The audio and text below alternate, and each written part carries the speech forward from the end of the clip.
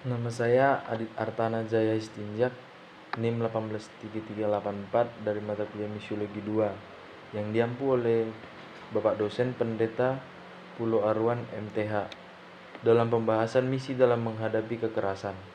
Kekerasan bukanlah sesuatu hal yang jarang untuk didengar, karena sudah sering terjadi, baik terhadap diri sendiri maupun orang lain. Kekerasan yang dimaksud tentunya berhubungan dengan konflik. Jika mendengar kata konflik, mungkin yang terlintas di kepala mengenai tindakan kekerasan. Mengapa demikian? Karena kekerasan tentunya terjadi disebabkan oleh konflik yang dialami seseorang individu maupun komunal yang terlibat di dalamnya tidak mampu untuk diselesaikan. Sebagai seorang Kristen, apakah kekerasan merupakan suatu bagian dari tindakan yang seturut dengan ajaran Kristus? Sebagaimana yang tertuang dalam Alkitab, pertanyaan tersebut tentunya tidak boleh asal dijawab, namun harus dikaji dengan benar dan memberikan solusi yang dapat menyelesaikan masalah kekerasan tersebut. Di masa sekarang saat ini, kita tahu bahwa seluruh negara bukankah dunia sedang dilanda oleh pandemi COVID-19. Tentu banyak kesulitan yang dialami oleh setiap orang, bahkan tidak mudah untuk menjalani hidup di tengah-tengah masa pandemi saat ini. Meskipun begitu, apakah menutup kemungkinan untuk tidak melakukan kekerasan? Jika kita beralih ke media sosial, tentu akan sangat banyak kita temukan tindakan kekerasan baik secara fisik maupun psikologi. Adanya tindakan bersifat bully, baik lewat media sosial maupun secara langsung, tentunya juga termasuk dalam tindakan kekerasan. Dengan adanya tindakan kekerasan tersebut, baik yang pernah kita alami sendiri maupun yang dialami oleh orang lain, apakah kita berdiam diri, berpangku tangan, dan tidak mau bertindak untuk melawan terhadap kekerasan tersebut? Secara etimologi dalam bahasa Inggris, kekerasan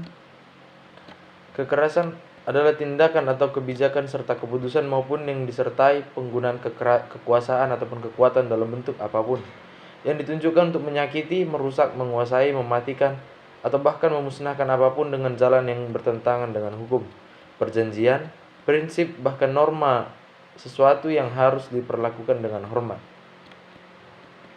Misi merupakan keseluruhan karya Allah atas dunia dalam pengutusannya, yang diwujudkan dalam penyataan diri Allah dalam melaksanakan rencana Allah yang kekal. Misi adalah realitas mendasar tentang kehidupan kekristenan.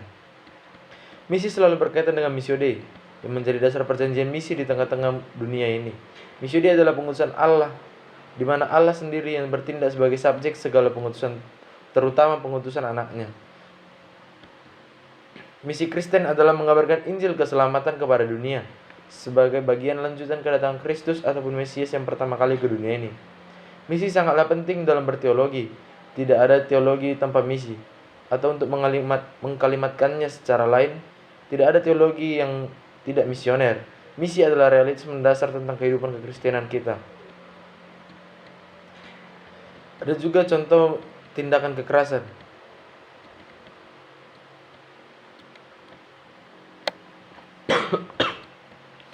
Tindakan kekerasan terhadap perempuan. Perempuan seringkali digambarkan sebagai makhluk yang lemah oleh media sosial. Seperti iklan atau berita, wanita digambarkan sebagai tipikal yang tempatnya di rumah, berperan sebagai ibu rumah tangga, selalu tergantung pada pria, tidak mampu membuat keputusan penting, menjalani profesi yang terbatas. Objek pelecehan dan kekerasan sering sekali disalahkan, bersikap pasif sebagai alat pembujuk dan lain sebagainya. Melalui penggambaran seperti itu, maka wanita seringkali mengalami kekerasan dan penindasan yang dilakukan oleh suatu jaringan kekuasaan dalam berbagai bentuk, seperti diskriminasi kerja, diskriminasi upah, pelecehan seksual, ketergantungan pada suami, pembatasan peran sosial, dan lain sebagainya. Jika kita melihat dari perspektif Alkitab, dalam kehidupan orang-orang Yahudi pada masa lampau, memang kita melihat bahwa kedudukan perempuan kurang diperhitungkan. Dalam kitab Perjanjian Baru, dapat kita melihat misalnya dalam penyampaian silsilah Yesus Kristus dalam Matius 1 ayat 1-17, Lukas 3 ayat 23-38. Tidak ada perempuan, semua nama yang tertera adalah laki-laki.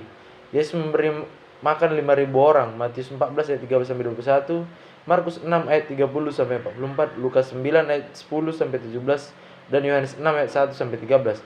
Disebutkan bahwa yang ikut makan sebanyak 5.000 orang laki-laki dan tidak terhitung perempuan dan anak-anak. Ke-12 murid Yesus Kristus semuanya terdiri dari laki-laki, Matius 10 ayat 1-4. Dan masih ada nas-nas lainnya. Tetapi kita juga dapat melihat bahwa kedudukan wanita juga ditinggikan, bahkan ditinggikan di waktu yang teramat penting bagi umat manusia. yaitu perempuanlah yang pertama sekali mengetahui bahwa Yesus sudah bangkit. Pada Mazmur 28 ayat 1-10 diceritakan bahwa Maria Magdalena dan Maria lainnya pergi melihat kuburan Yesus, di mana di sana mereka akan didahului peristiwa gempa bumi, berjumpa dengan malaikat yang turun dari langit dan menggulingkan batu kubur Yesus. Malaikat memberitahukan kepada mereka bahwa Yesus Kristus telah bangkit, dan mereka menjadi orang pertama yang menceritakan berita sukacita itu kepada murid-murid Tuhan Yesus. Akan tetapi, dasarnya laki-laki dan perempuan sebenarnya memiliki kedudukan yang setara di hadapan Allah. Dalam Kejadian 1:27, kita melihat bahwa Allah menciptakan laki-laki dan perempuan menurut gambarnya. Keduanya sama-sama diciptakan menurut gambar dan rupa Allah. Memang dalam gender laki-laki dan perempuan berbeda. Laki-laki cenderung lebih mendominasi ketimbang perempuan. Kedudukan perempuan sering sekali di bawah laki-laki. Akan tetapi, pada hakikatnya manusia diciptakan Tuhan setara, baik itu laki-laki maupun perempuan. Laki-laki dan perempuan juga akan hidup saling melengkapi. Dalam arti mereka hidup bersama dan menjadi satu daging. Laki-laki dan perempuan memiliki kedudukan setara, maka dari itu perempuan sekali cenderung memiliki karakter yang kurang dominan, seperti lemah lembut, cenderung pasif, penyabar, pengasih, suka menurut, dan lain hal sebagainya. Akan tetapi perempuan tidak boleh diperlakukan seenaknya. Harkat dan martabat mereka haruslah diangkat sehingga kedudukan mereka menjadi setara dengan laki-laki. Karakter laki-laki memang cenderung lebih dominan daripada perempuan, akan tetapi kiranya hal itu tidak menghilangkan kesetaraan antara keduanya. Perempuan tidak melulu hidup kurang baik dengan karakter yang kurang dominan, dan laki-laki tidak melulu hidup dengan baik dengan karakter dominan yang dimilikinya. Laki-laki dan perempuan memiliki kelebihan dan kekurangan masing-masing. Hal itu kiranya disadari supaya tercipta keinginan untuk saling melengkapi, baik dalam kehidupan bersosial maupun ikatan pernikahan. Dengan demikian, oleh sebab itu, memperlengkapi wanita dengan kehidupan rohani yang kuat dan keterampilan penginjilan akan mendorong mereka menjangkau anggota keluarganya, bahkan masyarakat di sekitar bagi Kristus. Ada juga kekerasan dalam rumah tangga. Ini kerap sering sekali dilakukan dalam kekerasan rumah tangga. Dan pemicu kekerasan dalam rumah tangga biasanya ialah sebagai pemicu utamanya ialah sebagai masalahnya adalah ekonomi. Karena di mana ketika misalnya seorang laki-laki bekerja dan seorang istri di rumah, ada kala hal pemicu sehingga terjadi kekerasan dalam rumah tangga tersebut. Dan yang sering menjadi korban ialah sang perempuan atau sang ibu yang menjadi korban atas kekerasan dalam rumah tangga. Ada juga kekerasan fisik. Contoh kekerasan dalam rumah tangga berbentuk kekerasan fisik meliputi setiap penyerangan dalam bentuk apapun yang mengenai fisik. Kekerasan psikologis. Kekerasan psikis atau psikologis adalah setiap perbuatan dan ucapan yang digunakan untuk mengkritik, merendahkan, atau mengurangi kepercayaan diri korban. Selanjutnya, kekerasan seksual. Kekerasan seksual adalah setiap perbuatan yang mencakup pelecehan seksual sampai memaksa melakukan hubungan seksual tanpa persetujuan korban ataupun saat korban tak menghendakinya. Kekerasan ekonomi. Kekerasan ekonomi adalah setiap perbuatan yang digambarkan mengancam atau membatasi kebebanan finansial korban. Kekerasan ini mencakup membatasi korban bekerja untuk menghasilkan uang, membiarkannya bekerja untuk dieksploitasi.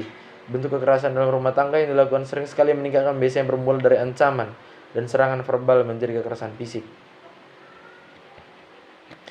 Dengan demikian, apakah pandangan Alkitab terhadap tindakan kekerasan merupakan sesuatu benar atau tentu saja pasti tidak? Sebagaimana yang diangkat dalam kitab Kolose 3 ayat 8-9 yang menyatakan bahwa tetapi sekarang buanglah semuanya itu, yaitu amarah, geram, kejahatan, fitnah, dan kata-kata kotor yang keluar dari mulutmu. Jangan lagi kamu saling mendustai, karena kamu telah meninggalkan manusia lama sama serta kelakuannya. Gereja dalam melaksanakan tugas pengutusannya diberikannya kepada misi dan penginjilan.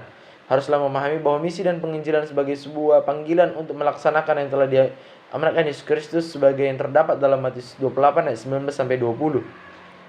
Maka berdasarkan hal tersebut memberikan langkah-langkahnya. Yang pertama, kehadiran gereja. Yang pertama, sering melihat skala prioritas jemaat yang perlu dikunjungi, melihat urgensi masalahnya. Yang kedua, memiliki komponen yang dapat terhindar dari prejudis ataupun miskonsepsi dan ketidakmampuan dalam menghadapi kondisi kekerasan.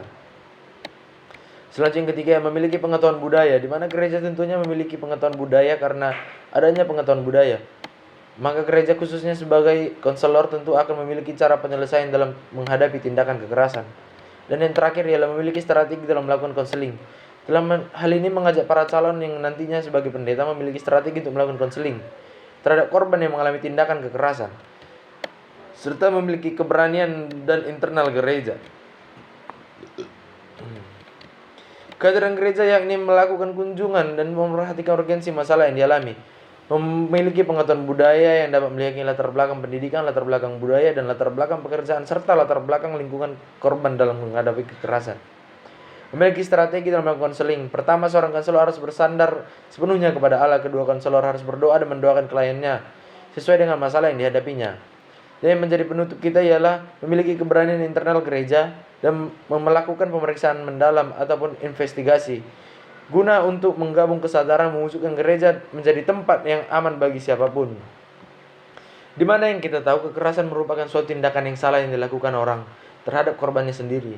Karena di mana korban akan merasakan dirugikan, bahkan sangat dirugikan, baik secara harga diri, ekonomi, dan hal lain sebagainya. Namun tindakan kekerasan tersebut ini yang dipicu ialah adanya sebuah masalah, baik hal kecil maupun hal besar. Dan hal kecil sendiri saja bisa menyebabkan kekerasan, apalagi hal besar. Namun di masa zaman saat ini, apalagi dalam masa pandemi saat ini, yang kita tahu tindakan kekerasan banyak terjadi dalam sosial media, di mana terjadinya adanya pelecehan ataupun penjelekan nama, bahkan bullying yang dilakukan orang untuk menjelekkan korbannya tersebut. Baiklah, demikian, terima kasih atas pemaparan yang saya sampaikan terhadap tema misi dalam menghadapi kekerasan. Tetapi saya akan menyampaikan sepatah dua kata untuk kita semua bagi para pendengar yang mendengar sajian dari saya, yang dimana jangan mencari-cari kesalahan agar tidak timbul penyesalan. Hukuman hanya untuk perbaikan, bukan untuk keburukan. Terima kasih, selamat pagi.